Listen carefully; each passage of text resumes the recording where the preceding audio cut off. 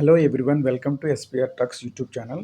ఈరోజు టాపిక్ ఏంటంటే మనకి పోలీసు అభ్యర్థులు మనకి పోస్టర్ ఇంక్రీజ్ చేయమని చెప్పేసి మనకి టీడీపీ కేంద్ర కార్యాలయం మంగళగిరి వెళ్ళడం జరిగింది. దానిలో భాగంగా అక్కడ మనకి 2 బ్యాచ్లు కలవడం అయితే జరిగింది. అందులో ఒక బ్యాచ్ వచ్చేసి మాకు పోస్టులు ఇంక్రీజ్ చేసి హోంగార్డ్ రిజర్వేషన్ తక్కువ చేయమని చెప్పేసి ఒక బ్యాచ్, తర్వాత పేపర్లో రాంగ్ క్వశ్చన్స్ ఉన్నాయని చెప్పేసి ఒక బ్యాచ్ వచ్చింది.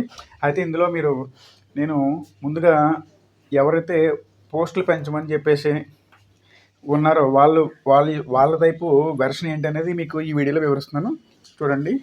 హోంగార్డ్ రిజర్వేషన్ విషయంలో సరైన నిర్ణయాలు తీసుకోక నోటిఫికేషన్ కోర్టు కేసులు పాలు చేసి మధ్యలో నిలిపివేసింది.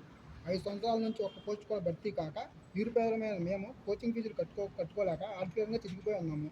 కేవలం 28 సంవత్సరాల వయోపరిమితి గల కానిస్టేబుల్ నియామకంలో తర్వాత నోటిఫికేషన్ కొన్ని వేల మంది నిరుద్యోగులు వయసు దాటిపోతుంది.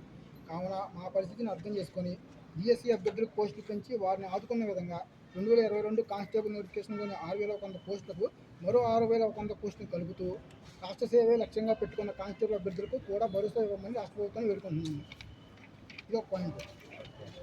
2019 ముందు మన టీడీపీ ప్రభుత్వంలో హోంగార్డులకు ఉన్న సివిల్ డిపార్ట్మెంట్లోని 8% రిజర్వేషన్, ఏపీఎస్పీలోని 10% రిజర్వేషన్ గత ప్రభుత్వం వారి యొక్క రాజకీయ లబ్ధి కోసం 15%, 20%, మొత్తంగా 40%గా పెంచుతూ జనరల్ అభ్యర్థులకు తీరని అన్యాయం చేసింది.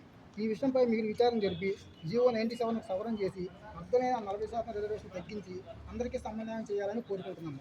అదే విషయంపై ఉన్న కోర్టు కేసును త్వరగా పరిష్కరించి 20 నెలలుగా గడుస్తున్న ముందుకు కదలని ఈ నోటిఫికేషన్ త్వరగా పూర్తి చేసి ఈ సంవత్సరంలో అభ్యర్థులను ట్రైనింగ్ పంపాలని ఆశిస్తున్నాం. ఇది 2వ పాయింట్.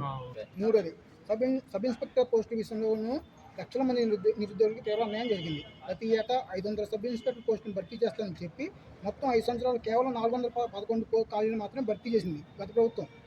వయోపరిమితి దాటిపోతున్న వేల సంఖ్యలో ఉన్న నిరుద్యోగులు న్యాయం చేయడానికి మరో 1000 నియామకాలకు ఇదే సంవత్సరంలో నోటిఫికేషన్ ఇవ్వాలని అభ్యర్థిస్తున్నాం. ఇది 3వ పాయింట్.